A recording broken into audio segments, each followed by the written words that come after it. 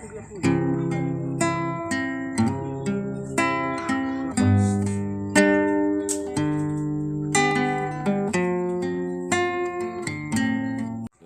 dalam nama Yesus Kristus Tuhan kami berdoa ucap syukur. Umat percaya, umat diberkati katakan yes. Beri kemuliaan yang meriah buat Tuhan. Silakan duduk. Tapi kalau ada yang mau berdiri nggak apa-apa juga.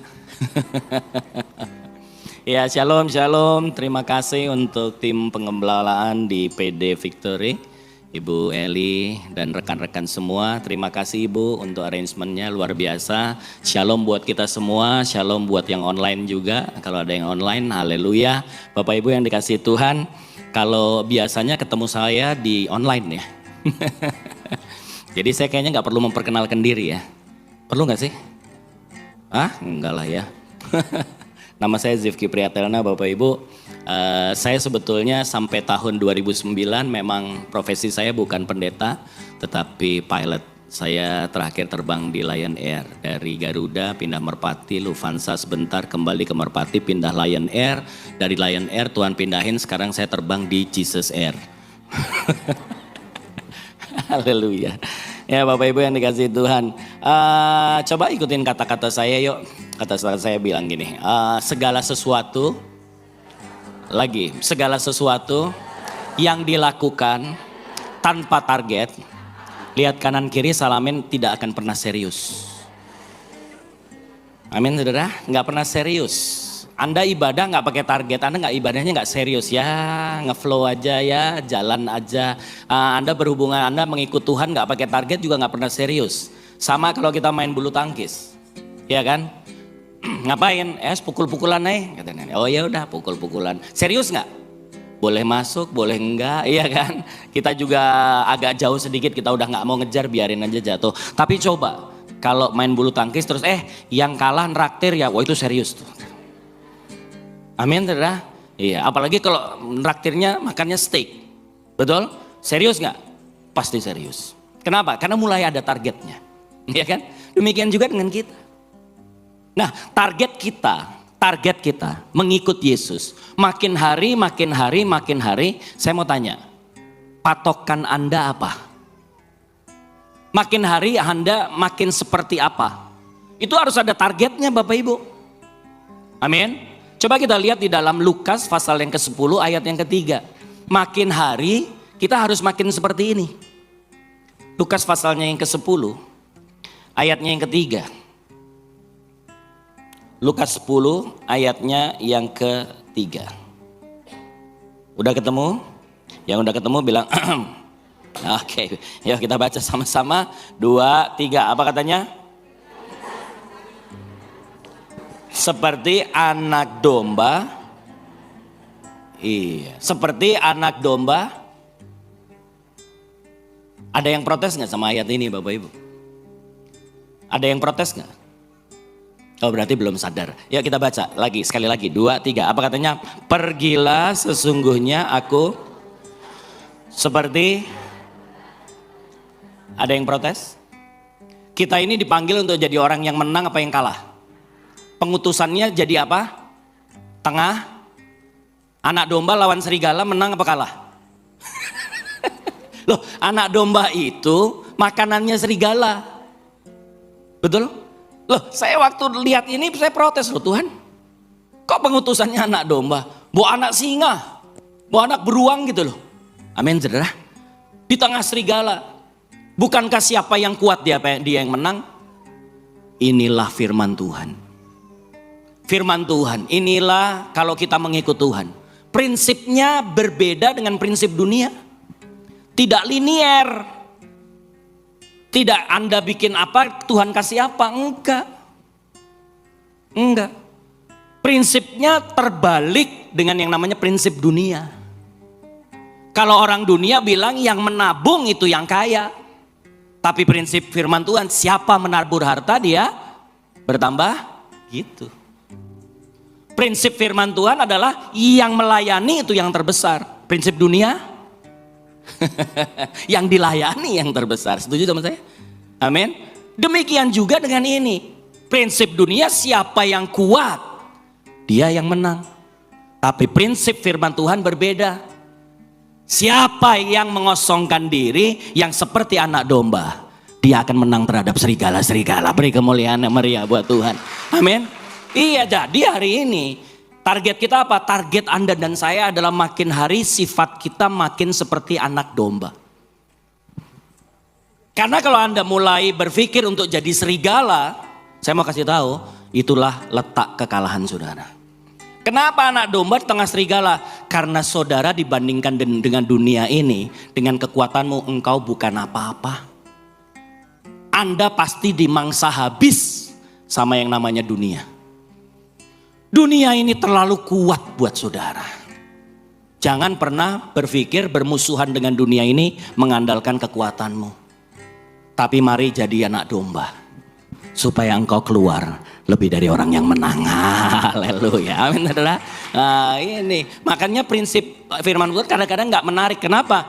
Karena kita udah disuntik dengan prinsip dunia. Kalau aku gak kuat Pak, kalau aku gak hebat, kalau aku gak lebih sangar dari dia, kalau dia serigala aku harus jadi singa baru aku menang. Itu udah terlalu tertanam. Sehingga akhirnya orang gak mau menjadi anak domba. Padahal saya mau kasih tahu, waktu engkau jadi anak domba, disitulah letak kekuatan dan kemenangan saudara dimulai. Amin saudara? Iya. Kita lihat yang pertama. Anak domba itu apa sih yang kita pelajari? Yuk kita lihat di dalam Yohanes pasal yang ke-10 Bapak Ibu. Yohanes pasalnya yang ke-10. Yohanes pasalnya yang ke-10 ayat yang ke-4. Atau kita mulai ayat yang ketiga. Yohanes pasalnya yang ke-10 ayat yang ketiga kita mulai sampai dengan ayat yang ke-4. Yuk kita baca sama-sama. 2, 3. Apa katanya? Dan domba-domba mendengarkan suaranya. Dan ia memanggil domba-dombanya masing-masing menurut namanya dan menuntunnya keluar. Terusin. Jika semua dombanya telah dibawanya keluar, ia berjalan di depan mereka. Dan domba-domba itu mengikuti dia. Karena belajar dari anak domba. Apa? Kenal suara gembala. Amin. Banyak orang Kristen gak kenal suara gembala. Orang Kristen masih gini, tapi katanya pendeta ini, katanya pendeta itu, katanya pendeta ini. Dia gak pernah menyelidiki firman Tuhan sendiri. Gak pernah berdiri di dalam kebenaran saudara. Gak pernah mau belajar firman Tuhan. Padahal Mazmur 1 dia bilang, berbahagialah mereka yang kesukaannya adalah Taurat Tuhan. Dan yang merenungkannya siang dan iya. Kenapa? Karena dia jadi kenal suara gembalanya. Yang kedua bukan hanya kenal. Firman Tuhan tadi bilang, domba-domba itu hanya mengikuti gembala. Coba ayat yang kelima kita lihat. Ayat yang kelima kita lihat. Ayo kita baca sama-sama. 2, 3. Tetapi seorang asing pasti tidak mereka ikuti. Malah mereka lari karena suara orang-orang asing mereka tidak. Ini di dunia ini begitu banyak yang bersuara. Yang katanya pakar lah bersuara. Yang katanya motivator lah bersuara. Yang katanya konselor pernikahan yang bukan Kristen lah bersuara. Kaum feminis lah bersuara. Amin. Itu suara orang asing. Kalau anak domba, dia hanya kenal suara gembala dan dia hanya ikut suara gembala. Jadi dia bisa bedain, oh ini suara gembala, oh ini bukan. Ngerti maksud saya saudara? Kalau saudara baca ini yang namanya Yohanes 10, Anda lihat ayat pertama, di situ ada tiga sosok yang ada di kandang. Yang pertama pencuri, itu masuk kandang saudara. Di gereja itu kandang. Di gereja ada pencuri, banyak masuk pencuri. Kalau nggak hati-hati, pilih pembicara, mimbar nggak disteril, betul-betul nggak dilihat, nggak dicek betul. Bapak Ibu yang dikira pencuri bisa masuk di sini. Bersuara nggak? Bersuara. Yang kedua, siapa? Orang upahan, gembala upahan. Yang pelayanan sekarang bukan semua yang memang mau melayani, banyak pelayanan itu jadi pekerjaan Bapak Ibu. Mereka melayani karena uang, mereka melayani karena persembahan kasih. Makanya dia lihat, oh ini gede, ini kecil. Saya hanya mau yang gede-gede, yang kecil-kecil nggak mau. Ah ini upahan nih saudara. Ini kalau dia di mimbar bersuara nggak? Bersuara. Amin saudara. Tetapi ada gembala-gembala yang memang benar. Dengan hati, dengan cinta, dan dia bersedia untuk berkorban untuk domba-dombanya. Bersuara. Tetapi domba-domba yang tertanam dalam firman, yang menyelidiki kebenaran, yang kesukaannya adalah Taurat Tuhan, yang merenungkannya siang dan malam. Waktu orang upahan bersuara, waktu pencuri bersuara, dia bilang, no, ini bukan suara gembala. Dan aku hanya ikut suara gembalaku. Haleluya, amin. Beri kemuliaan dulu yang meriah buat tuh. Banyak Pak Bu yang bersuara. Ya, lagi ada persoalan rumah tangga, lagi ada sakit, lagi yang bersuara banyak. Kemarin pandemi berapa yang bersuara saudara? Wah, ini kiamat. Amin saudara. Waduh ini gawat nih, waduh ini begini, waduh ini hancur Bapak Ibu. Berita yang menakutkan itu bukan baru, sudah dari zaman baheula. Amin saudara. Iya, selalu ada. Makanya firman Tuhan bilang, sudahlah, tidak usah khawatirkan hari esok. Hari ini cukuplah untuk kesulitan hari ini cukup untuk sehari. Colek kanan kiri bilang, yang cukup sebulan gaji. Kalau kesulitan sehari cukup. Sama ibu yang dikasih Tuhan, ngerti maksud saya? Amin. Terus gimana dong Bang? Udah hidup saja hari ini, besok pastikan saja engkau bersama dengan Tuhan. Maka tahun apapun itu, hari apapun itu, saya mau kasih tahu, semua hari indah dan baik adanya. Amin. Haleluya.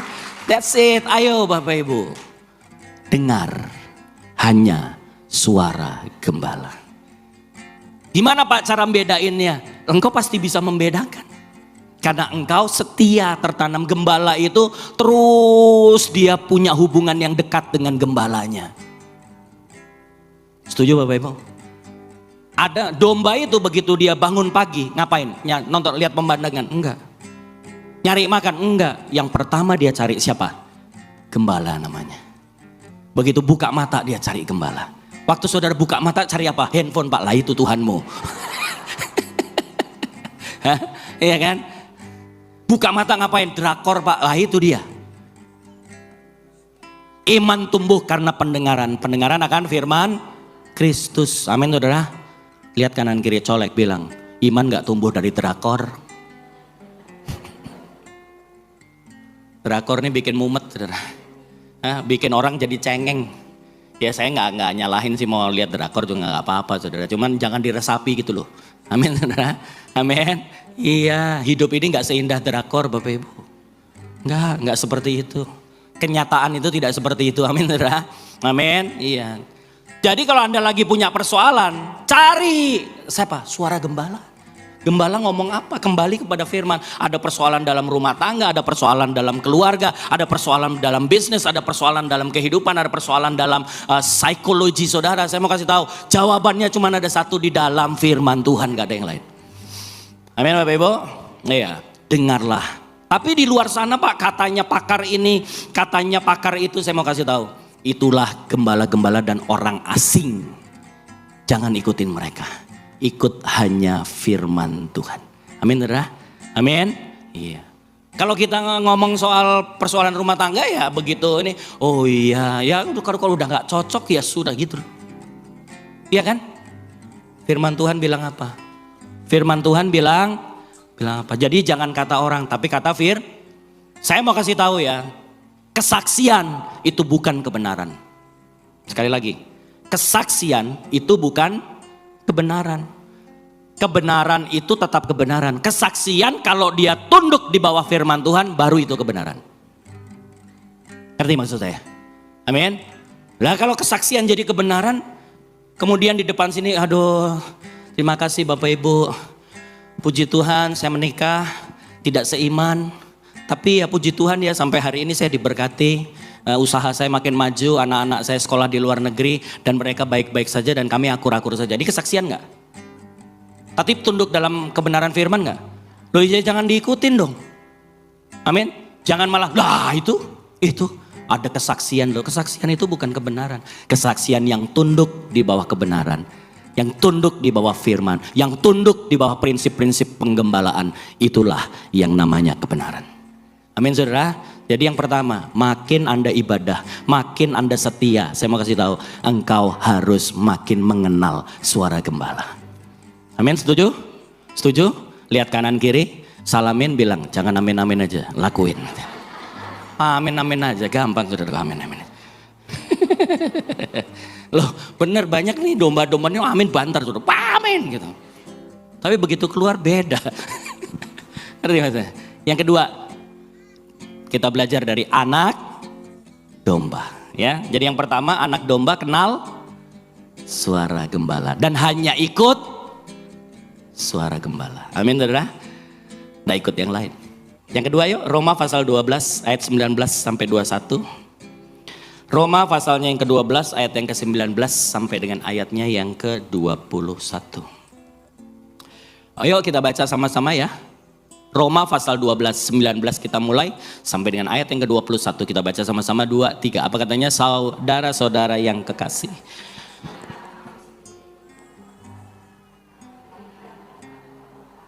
Sebab ada tertulis pembalasan itu adalah hakku. Apa katanya? Akulah yang akan menuntut pembalasan. Stop dulu, bilang ikutin kata-kata saya. Pembalasan adalah haknya Tuhan. Ya, lihat kanan kiri, jangan diambil. Jangan. Amin. Ya, terusin ayat berikutnya 20. Tetapi jika musuhmu lapar, berilah dia makan. Jika ia haus, berilah dia minum. Dengan berbuat demikian kamu menumpukkan bara api di atas kepalanya ya. Yang berikutnya, janganlah kamu kalah terhadap kejahatan, tetapi kalahkan kejahatan dengan, saya bilang boleh balas dendam nggak boleh, tetapi balas dendam yang terbaik adalah mengampuni. Anak domba loh kita. Apa sih artinya? Anak domba itu tidak bersenjata. Ada anak domba punya tanduk? Gak punya Bapak Ibu. Anak domba itu tidak bersenjata. Anda dan saya tidak didesain untuk membalas. Anda dan saya tidak didesain untuk melawan kejahatan dengan kejahatan. Karena kita tidak punya senjata. Engkau harus seperti itu. Terus gimana Pak? Loh ada gembala yang akan berurusan sama. Makanya gini, kalau ada banyak gak orang jahat sama? Oh banyak. Dari orang biasa sampai hamba Tuhan. Banyak Bapak Ibu. Pendeta fitnah ada. Tapi buat saya gak pernah mengikhtiarkan celaka mereka. Saya berdoa, Tuhan biarlah mereka bertobat. Amin saudara. Iya. Tapi ngomongnya bertobat jangan bertobat. Jangan gitu saudara. Itu namanya masih kesel. Amin saudara. Menumpukkan bara api. Waduh. Ya aku ampuni kok. Aku ampuni. Bara api di atas kepalamu katanya. Loh bukan gitu caranya. Banyak orang bilang gini, Pak saya udah ngampuni Pak. Terus ya udah bagus dong puji Tuhan. Ya tapi aku masih belum mau ketemu. Loh kenapa? Aku masih enek kalau melihat. Itu namanya belum mengampuni saudara. Mengampuni itu standarnya 1 Yohanes 1 ayat 9. Tuhan itu mengampuni dan menyucikan. Forgive and forget. Amin saudara. Amin. Bilang sama saya, forgive and forget. Katakan forgive and forget. Lihat kanan kiri, emang gak gampang Ci. Tapi harus lakukan itu. It's not easy, I know. Kenapa orang sulit mengampuni? Karena yang kena itu hati. Orang yang sakit hati sulit untuk mengampuni. Nah urutannya gitu. Nah kenapa orang bisa sakit hati? Karena dia tinggi hati. Amin. Iya. Gak ada kata-kata yang bisa menyakitkan kita, gak ada. Gak ada perbuatan yang bisa menyakitkan kita. Kecuali kita tinggi hati. Kita merasa gak layak, kita merasa gak pantas. Kita merasa terlalu berharga dan tinggi untuk diperlakukan seperti itu. Akhirnya apa? Kita sakit hati. Makanya ciri orang tinggi hati, mudah sakit hati. Kalau orang udah ngomong gini, iya loh anakku loh ngomongnya tuh loh, ya ampun sakit hatiku. Ini ibu tinggi hati ini. Bukan anaknya kurang ajar, ibunya tinggi Anak mau kurang ajar kayak apa juga, kalau kita rendah hati, saudara nggak akan pernah sakit hati. Ya wes, kapan itu anakku lah, dia nggak ngerti. Amin saudara. Kita harus seperti Yesus. Yesus itu ngelihat, dia lihat, aduh ya ampun.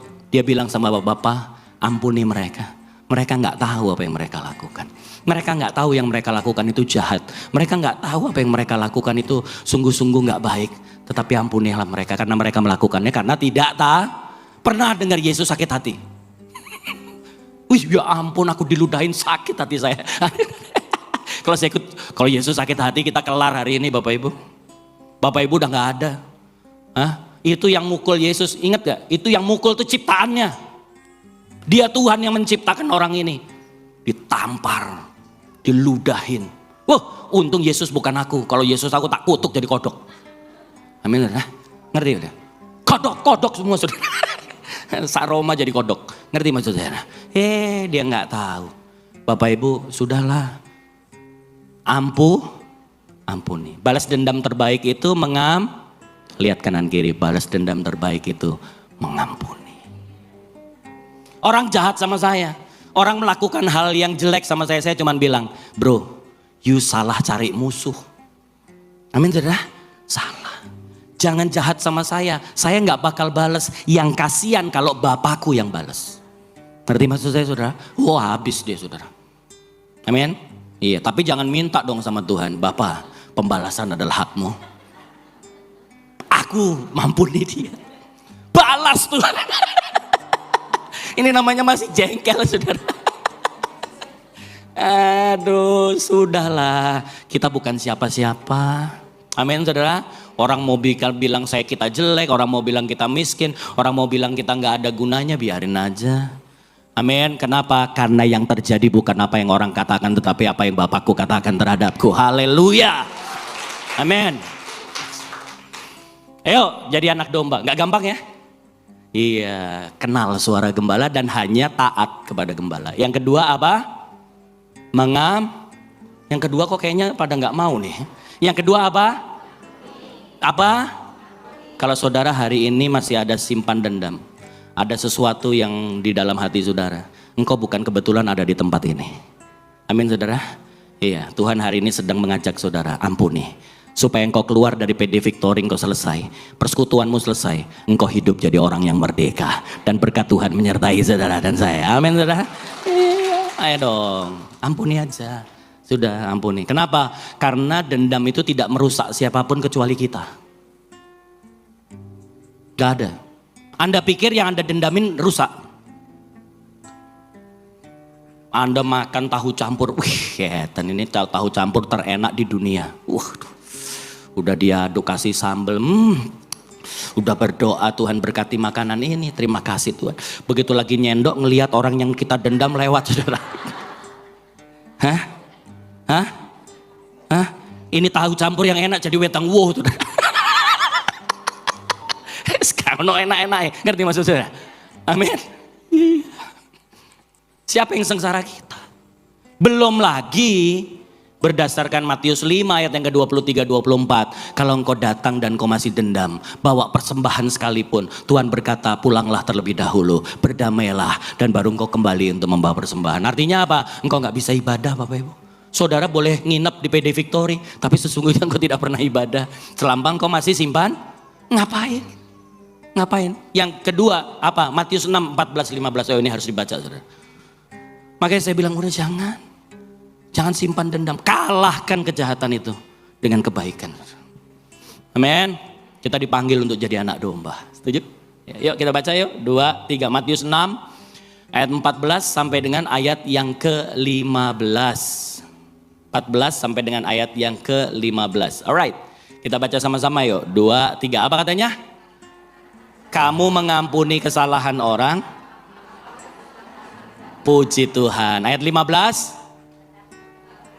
Tidak mengampuni kesalahan orang, maka yang gak diampuni yang Anda dendamin atau saudara? Yang dendam atau yang didendamin? Yang dendam yang gak diampuni. Ini penjelasan dari one sentence yang luar biasa di dalam doa Bapa kami, Bapa ampunilah kesalahan kami seperti kami mengampuni orang yang forgive our debt as we forgive our debtor katanya. Ngerti maksud saya? Bapak Ibu yang dikasih Tuhan, stop. Jangan pernah berpikir untuk simpan kesalahan orang. Ngerti maksud saya? Amin. Amin. Iya. Saya kalau ke Israel gitu kan, ada di gereja di mana, gereja gantung. Kalau Anda pernah ke sana ya, The Hanging Church. Itu ada 13 pilar yang menyupport. Terus ada yang lainnya pilarnya warnanya terang, warna putih, ada satu pilar yang warnanya gelap. Banyak orang udah latah, banyak juga tour guide udah latah. Kemudian dia bilang ini pilar yang hitam, ini adalah melambangkan Yudas. Satu dari antara murid yang mengkhianati Yesus. Saya cuma bilang, no. Di dalam gereja tidak pernah ada kesalahan orang yang disimpan. Amin saudara. Amin. Yesus yang di kayu salib berkata, ampunilah mereka karena mereka nggak tahu apa yang mereka lakukan. Itu mulai dari Yudas sampai dengan para prajurit Romawi, sampai kepada ahli-ahli Taurat, sampai kepada saudara dan saya. Amin saudara. Iya. Nggak ada yang disimpan. Sama kita juga, jangan ada pilar hitam, jangan ada yang disimpan di dalam kesalahan. Amin saudara. Ada yang salah, ampuni. Iya, mungkin itu membuat engkau sengsara, yes. Ya, Yusuf juga melakukan hal itu Pak Bu. Kenapa Yusuf bisa bangun? Kenapa Yusuf bisa bangkit? Karena dia mengampuni. Kalau saudara lihat di Kejadian 50 ayat yang ke 18, 19, 20 itu keren banget. Waktu kakak-kakaknya datang untuk meminta ampun sama Yusuf untuk supaya dia jadi budaknya Yusuf. Yusuf bilang jangan takut kak. Dan ada kata-kata yang indah. Dia katakan gini, aku inikah pengganti Tuhan?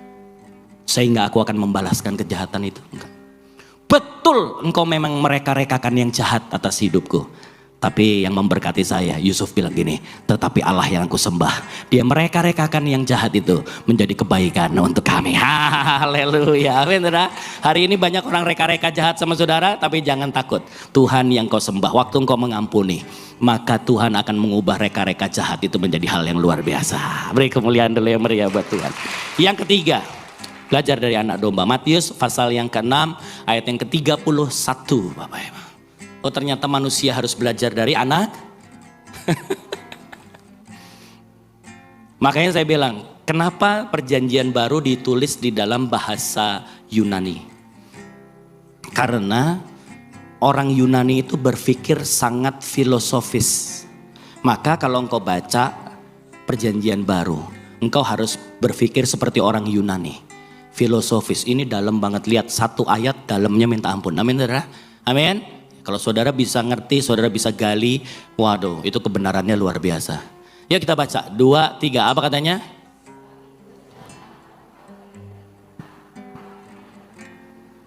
Dan apakah yang akan kami minum dan apakah yang akan kami pakai? Terusin. Semua itu dicari bangsa-bangsa yang tidak mengenal Allah. Stop. Semua itu tuh maksudnya apa? Semua itu tuh maksudnya apa? Yang dimakan, minum, pakai. Amin. Semua itu artinya apa? Kebutuhan hidup. Kebutuhan hidup dicari bangsa yang tidak mengenal Tuhan. Jadi kalau saudara dan saya dan keluargamu masih bilang saya cari makan, itu artinya engkau belum mengenal Tuhan. Ini konsep, ini filosofi, ini paradigma. Di dalam kekristenan tidak ada satu ayat pun yang berkata carilah makananmu, carilah nafkah, gak ada. Yang ada adalah Matius 6:33, carilah kehendak Allah dengan segala kebenarannya, maka apa yang engkau makan, minum, pakai di belakang ngikut saudara. Bapamu yang di sorga tahu engkau membutuhkan itu semuanya. Ini jadi prinsip saya. Karena kalau Anda tanya, Pak kok berani sih dari pilot kemudian ninggalin, terus ini, emang ada yang janjiin gaji? Nggak ada. Apakah gaji pendeta lebih gede daripada gaji pilot? Sudah pasti tidak. Ya, makanya ibu-ibu kan jarang ada yang menimang anaknya jadi pendeta. Anakku gantengnya luar biasa.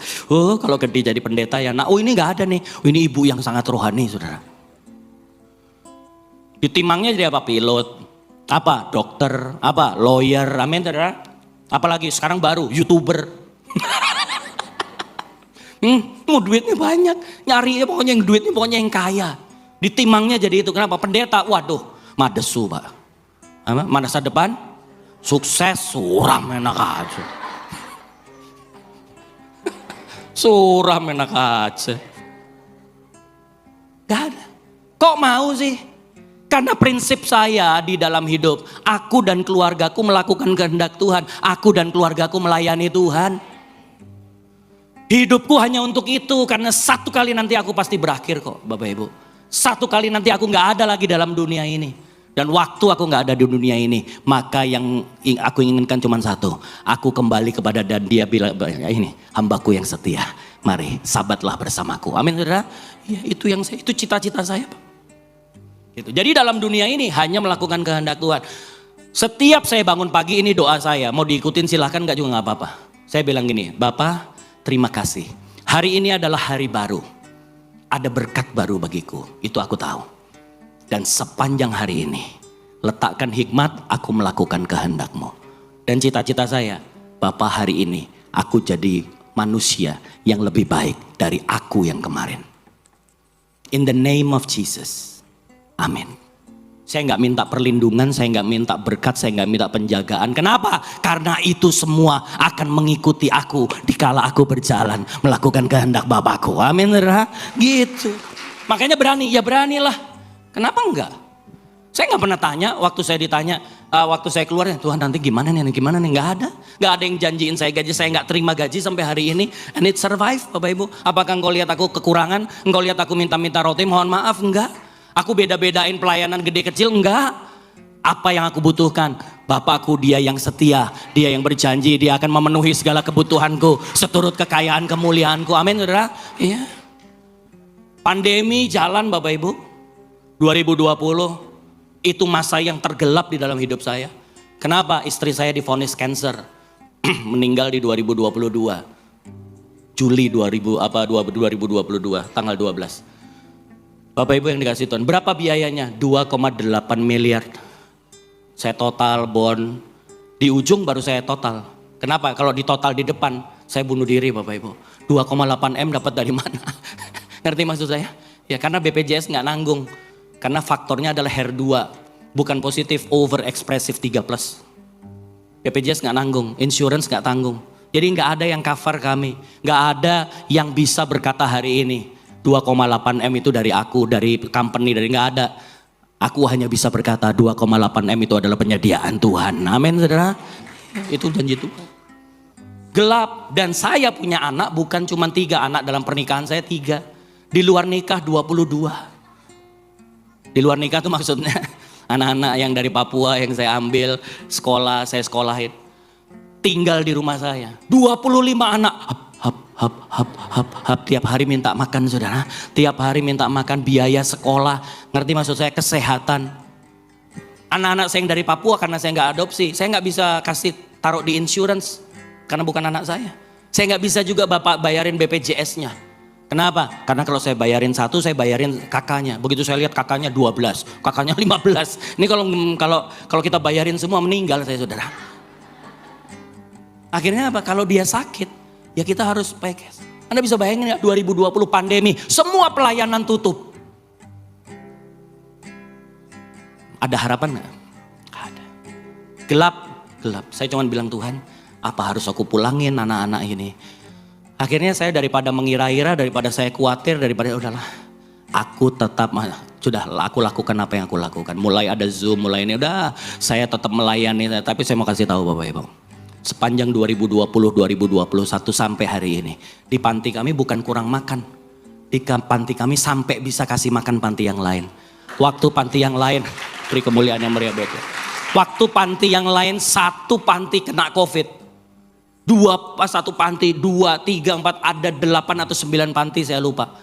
Kita support makanannya, kita support obat-obatannya, kita support vitaminnya. Saya cuma bilang Tuhan, where are they come from? Saya nggak tahu, tapi yang aku percaya inilah tangan Tuhan yang aku lihat. Ayo, jangan takut, jangan cari makan. Kalau Anda udah cari makan, engkau jadi orang yang rendah. Apa-apa tanya apa yang aku dapat, apa yang aku dapat. Melayani tanya apa yang aku dapat, apa yang aku dapat. Jadi pendeta hina. Lihat orang kaya, orang miskin, dia mulai di kelas. Orang kaya dihormatin. Karena mungkin dia jadi donatur, orang miskin dilupain. Kenapa? Karena nggak ada harapan. Amin saudara. Ngerti maksud saya? Tapi kalau kita tidak mencari makan, kita mencari kehendak Tuhan. Maka saya mau kasih tahu, duit sama daun itu nilainya sama buat saya.